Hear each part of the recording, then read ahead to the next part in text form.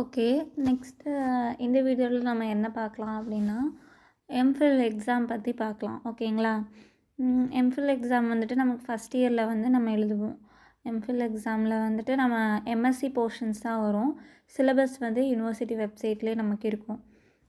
இந்த எக்ஸாம் வந்து இதுலேயும் பாஸ் ஆகணும். நம்ம பாஸ் ஆகாமல் அரியர்ஸ் வச்சு 2 அட்டெம்ப்டில் கிளியர் பண்ண சீனியர்ஸ்லாம் கூட இருக்காங்க. இதில் வந்து மொத்தம் 3 பேப்பர் எழுதுவோம். ஓகேங்களா? 3 பேப்பரில் வந்து 2 பேப்பர் வந்து எல்லாருக்கும் காமனாக இருக்கும். ஒன்று வந்து field of specialisation. First 2 paper வந்து ரிசர்ச் மெத்தடாலஜியும் அப்புறம் ட்ரெண்ட்ஸ் இன் மெடிசினல் சயின்ஸ் அப்படிம்பாங்க. இது வந்து நம்ம சப்ஜெக்ட்டுக்கு ஏற்ற மாதிரி மாறும். பட் அந்த ரிசர்ச் மெத்தடாலஜிங்கிறது எல்லாருக்கும் ஒரே மாதிரி தான் இருக்கும்.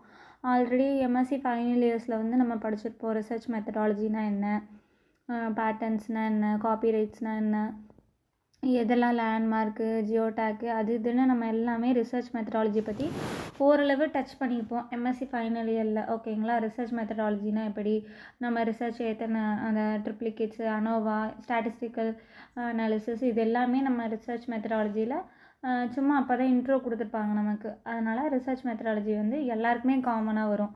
இங்கிலீஷு, மேக்ஸு, ஃபிசிக்ஸு எல்லாருக்குமே இது காமன் பேப்பர் தான். ஓகேவா? அதுக்கப்புறம் செகண்ட் ஒன் வந்து ட்ரெண்ட்ஸ் இன் மெடிசினல் பிளான்ட்ஸ் அப்படிம்பாங்க. நமக்கு அதாவது நம்ம வந்து பாட்னி ஃபீல்டில் இருக்கவங்களுக்கு வந்து ட்ரெண்ட்ஸ், அதாவது ரீசன்ட் ட்ரெண்ட்ஸை பற்றி கேட்டிருப்பாங்க. ஓகேங்களா? ரீசன்ட் ட்ரெண்ட்ஸை பற்றி கேட்டிருப்பாங்க. அது வந்து அதுக்குன்னு ஒரு பர்டிகுலர் சிலபஸ் இருக்கும். ரீசன்ட் ட்ரெண்ட்ஸ்னால் வந்து இப்போ கரண்ட்டாக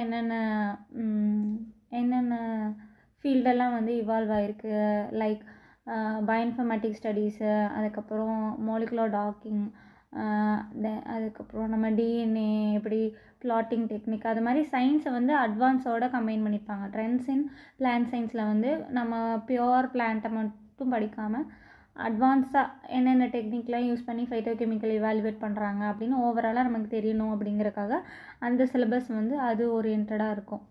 நெக்ஸ்ட் வந்து நமக்கு தேர்டு வந்து நம்மளோட கோர் பேப்பர். இப்போ வந்து ஒவ்வொருத்தவங்க ஃபீல்ட் ஆஃப் ஸ்டடி வந்து மாறும். சில பேர் வந்துட்டு என்ன எடுத்திருப்பாங்க, டிஷ்யூ கல்ச்சர் எடுத்திருப்பாங்க. சில பேர் வந்து நான் எடுத்தது வந்து மெடிக்கோ பாட்னி. ஓகேங்களா? சில பேர் வந்து பயோ ப்ராஸ்பெக்டிங்னு சொல்லுவாங்க. அப்புறம் சீட் டெக்னாலஜி அப்படின்னு சொல்லுவாங்க. அப்புறம் இந்த மாதிரி வந்து ஃபீல்ட் ஆஃப் ஸ்பெஷலைசேஷன் அப்படின்னு சொல்லிட்டு மாறும்.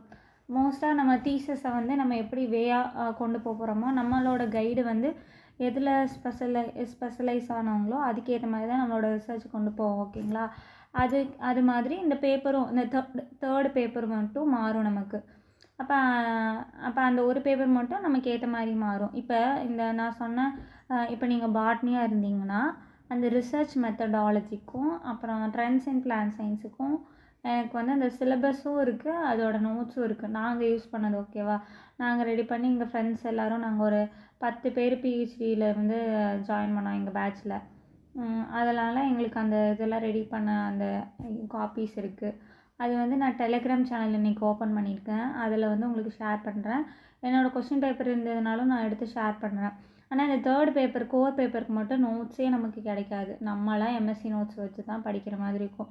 மோஸ்ட்டாக நம்ம படித்த அத்தனையும் எம்எஸ்சியில் 2 வருஷம் படித்த அத்தனையும் இந்த நம்மளோட கோர் பேப்பரில் வந்துடும். ஓகேங்களா? மோஸ்ட்டாக நம்ம இந்த 3 எக்ஸாமுமே நம்ம 2 வருஷம் படித்த எல்லாமே வந்துடும். ஸோ அதனால் பழைய நோட்ஸ்லேருந்தே நம்ம நோட்ஸ் நிறைய எடுத்துக்கலாம். நான் தேர்டு பேப்பருக்கு எல்லாமே என்னோடய நோட்ஸ் தான் நான் யூஸ் பண்ணேன். என்னோடய பழைய நோட்ஸ் எல்லாத்தையும் சேர்த்து ஸ்பைரல் பண்ணி அதை வச்சுட்டேன். அதுக்கப்புறம் கொஷின் பேப்பர் எப்படி இருக்கும் அப்படின்னு பார்த்தீங்கன்னா 5 தான் இருக்கும். ஓகேங்களா? செக்ஷன் ஏல 5 மார்க்கு, செக்ஷன் பியில் வந்துட்டு அதே மாதிரி 5 தான் இருக்கும். 5 யூனிட் கொடுப்பாங்க ஒவ்வொரு இதுலேயுமே. 3 பேப்பருக்குமே 5 யூனிட் தான் கொடுப்பாங்க. அந்த 5 யூனிட்லேயும் ஒரு யூனிட்லேருந்து திஸ் ஆர் தட் அப்படிங்கிற பேட்டர்னில் நமக்கு வரும். ஓகேங்களா? அதனால் அது ஈஸியாக தான் அட்டன் பண்ணலாம். அந்த கொஷின் பேப்பர் எதெல்லாம் என்கிட்ட இருக்கோ அதெல்லாம் நான் வந்து டெலிகிராம் சேனலில் வந்து நான் உங்களுக்கு ஷேர் பண்ணுறேன். அப்புறம் நான் எப்படி ப்ரெசென்ட் பண்ணேன்னா, செக்ஷன் ஏ கொஷின் எல்லாமே 2 பேஜ். மொத்தம் நமக்கு அதில் எத்தனை ஷீட்டு கொடுப்பாங்கன்னா 30 பேஜ் கொடுப்பாங்க. ஓகேங்களா? 30 பேஜஸ் இருக்கும் நமக்கு கொடுக்குறதுக்கு எக்ஸாமில். இங்கே நான் வந்து எழுதுனது பாரதியார் யூனிவர்சிட்டி. ஓகேங்களா? எக்ஸாம் ஹால் டிக்கெட் எல்லாம் வந்து நம்ம வெளியில் தான் எக்ஸாம் எழுதுவோம். அப்போ வந்து அந்த பேப்பர் வந்து மொத்தம் 30 ஷீட்ஸ் இருக்கும்.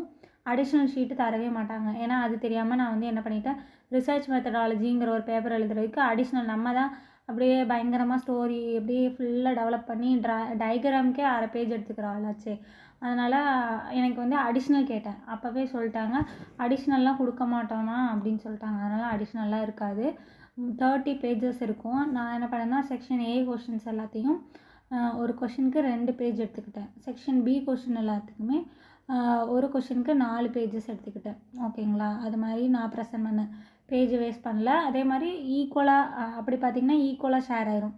இப்போ 5 கொஷினுக்குமே ஒரு கொஷினுக்கு 2 செக்ஷன் ஏ கொஷின்ஸ் எல்லாம் சின்ன கொஷின்ஸ் தானே, அதனால் அது எல்லாத்துக்குமே 2 பேஜஸ் வரும். அப்போ அதுக்கே 10 பேஜஸ் ஆயிரும். ரிமைனிங் 20 பேஜஸை வந்து அதே மாதிரி 5 கொஷினுக்கு ஒரு கொஷினுக்கு 4 பேஜஸ் அப்படின்னு யூஸ் பண்ணிங்கன்னா அதுவும் டேலி ஆயிரும். அப்போ 30 பேஜஸும் நீங்கள் ஃபில் பண்ணிடலாம். நம்ம பேப்பர் ஃபில் பண்ணணும். இதில் நீங்கள் என்ன தான் கண்டென்ட் படிச்சுட்டு போயிருந்தாலும் பேப்பர் ஃபில் பண்ணாமல் வந்துடாதீங்க. பேப்பர் வேஸ்ட் பண்ணாமல் அதை வேஸ்ட் பண்ணிட்டு வந்துடாதீங்க. பேப்பர் ஃபில் பண்ணணும், பாயிண்ட் பை பாயிண்ட் எழுதணும், கலர் பென்ஸ் யூஸ் பண்ணக்கூடாது, அந்த மாதிரி எழுதணும். ஓகேங்களா?